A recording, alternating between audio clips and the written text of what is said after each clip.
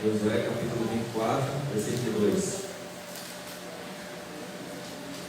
E diz assim a palavra do Senhor: Josué disse a todo o povo: assim diz o Senhor, Deus de Israel: há muito tempo seus antepassados, inclusive Terá, pai de Abraão e de Naor, vivia além do Eufrates e prestava culto a outros deuses. Porém, eu tirei Abraão da terra que está do outro lado de Eufrates, e fiz com que ele andasse por toda a terra de Canaã. Eu lhe dei muitos descendentes. A Abraão eu dei Isaque. A Isaque deu a Jacó e Esaú, e a Esaú dei possessão aos montanhas do Seir. Porém, Jacó e seus filhos desceram para o Egito. Então enviei Moisés e Arão, e feri o Egito, ele veio, e depois vós, ele e lá. Retirando eu os vossos pais do Egito, e deste ao mar e aos egípcios, perseguiram vossos pais, com carros e cavaleiros, até o mar do Egito. E clamaram ao Senhor, que pôs uma escuridão entre vós e os egípcios, e trouxe o mar sobre eles, e os cobriu. E os vossos olhos viram o que eu fiz no Egito, depois habitastes no deserto muitos dias.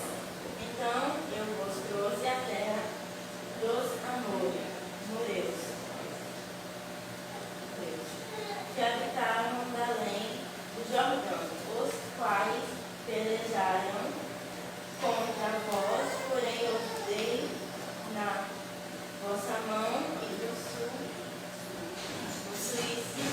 a terra e os destruí diante de vós. Então Balaque, rei de Moabe, e o filho de Zippor, declarou guerra contra Israel. Mandou chamar Balaão, filho de Beor, para amaldiçoá-los.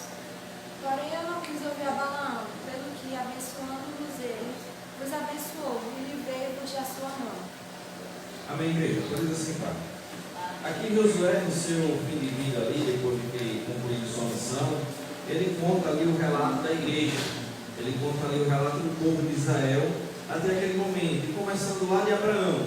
Ele conta uma situação bem interessante no versículo 2, que diz que o pai de Abraão,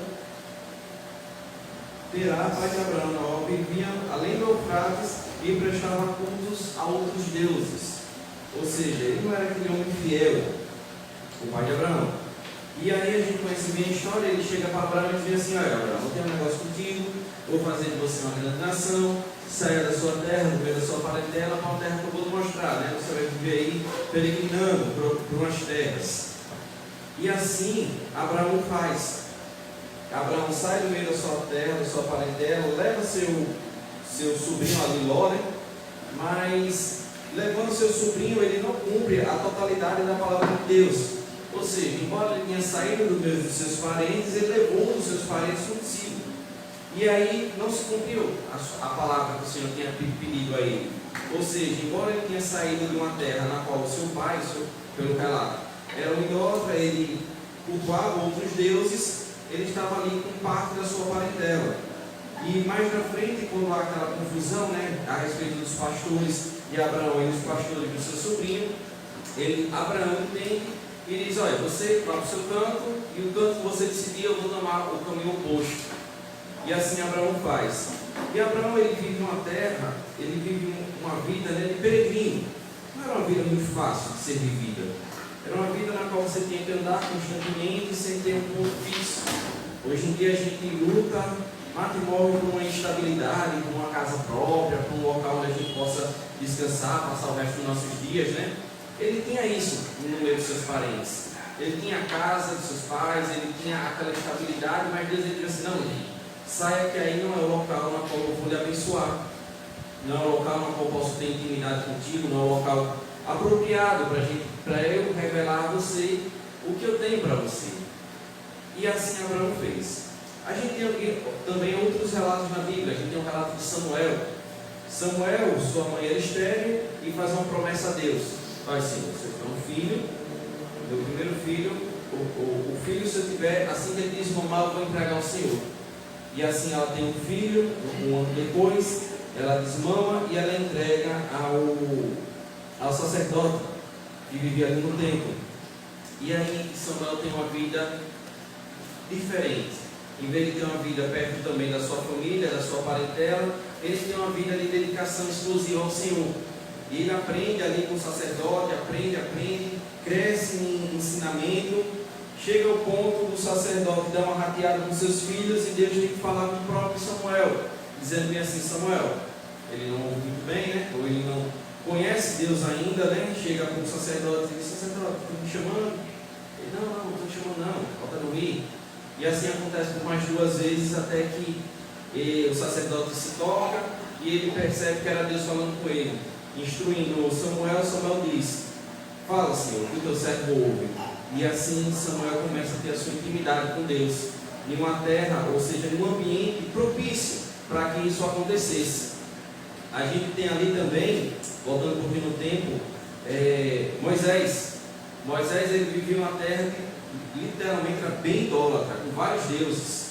E aí, por uma ocasião, ele é retirado daquela terra, vive ali cerca de 40 anos, é retirado daquela terra e vai viver no deserto, onde conhece seu sogro, sua mulher, se casa, tem filhos, vira pastor de ovelhas, mas ele vive uma vida no deserto. Ele vivia uma vida de palácios, de riquezas, de um ambiente na qual era propício para um futuro próspero, e ele sai daquele local e vai para uma terra, ou para um local que não é muito apropriado para se viver. Ele vai para o deserto.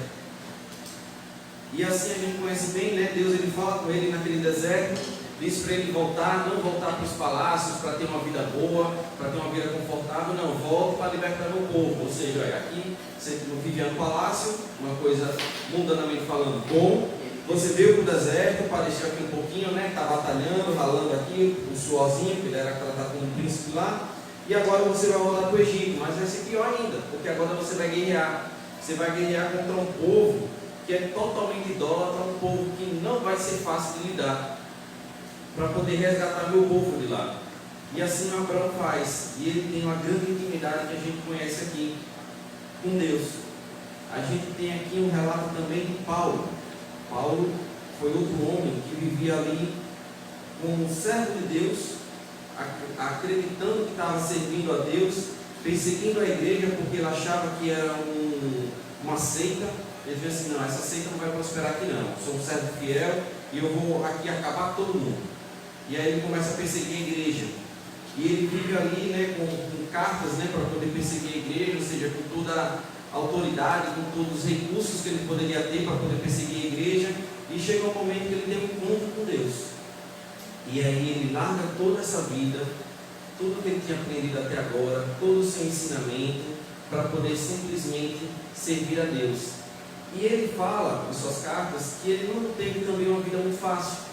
Ele teve uma vida de perseguição, horas ele passava perseguição, ora ele tinha bonança, ora ele estava com fartura, ora ele estava passando fome, ora ele estava trabalhando com empenho, fora o trabalho na obra, e ora ele estava um pouco mais descansado, ora ele estava preso, ora ele estava solto.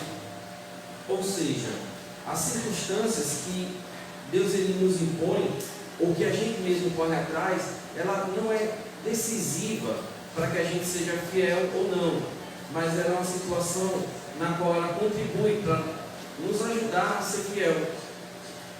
No mundo, ele prega que a gente tenha estabilidade, que a gente corra atrás das coisas, que a gente possa ter um certo conforto, um certo sossego. Mas o problema é que na maioria de nós, quando a gente alcança esses status de ter conforto, a gente se torna que nem uma passagem bíblica, né, de um senhor que teve muita fartura e disse: não, vou ampliar meus celeiros, tenho fartura, vou ampliar meus celeiros, vou viver aqui de boa só com os rendimentos aqui o resto da minha vida, e esquece Deus. E aí a palavra diz-me assim: tolo, hoje mesmo vou pedir a tua alma.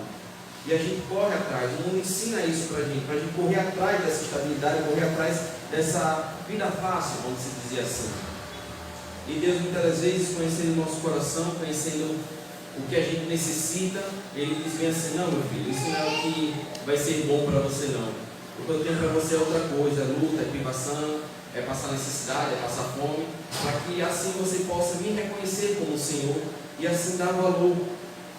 A gente tem poucos relatos na Bíblia, né, de homens que saiu do pouco, foi fiel no pouco e passou ali a ter muito e permaneceu fiel no muito.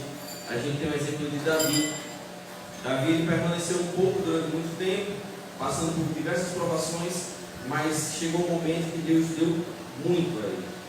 Deus ele quer nos dar muito, muito mesmo, mas para isso a gente tem que ser fiel em cada etapa da nossa vida. Se a gente está em uma situação confortável e Deus diz assim, sai dessa situação confortável, a gente tem que obedecer e sair.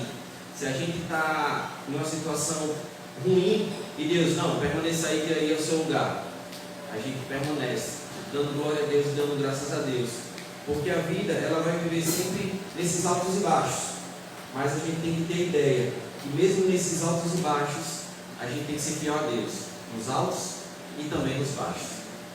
E Josué aqui no versículo 15 do capítulo onde a gente leu, diz bem assim: se porém não lhes agrada servir ao Senhor, escolha a quem irão servir, se aos deuses dos seus antepassados serviram além do Eufrates, ou aos deuses dos amorreus cuja terra vocês estão vivendo, mas eu e minha casa serviremos ao Senhor. Ou seja, o que ele quis dizer aqui? Olha, vocês saíram da terra do Egito, vocês peregrinaram pelo deserto, vocês lutaram uma batalha para conquistar essa terra, agora vocês vão ter uma vida mais confortável.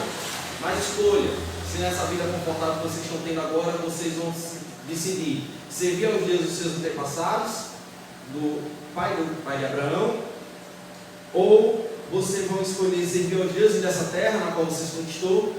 Mas Josué diz, mas eu e minha casa serviremos ao Senhor. Deus ele faz essa pergunta para a gente hoje. Amém?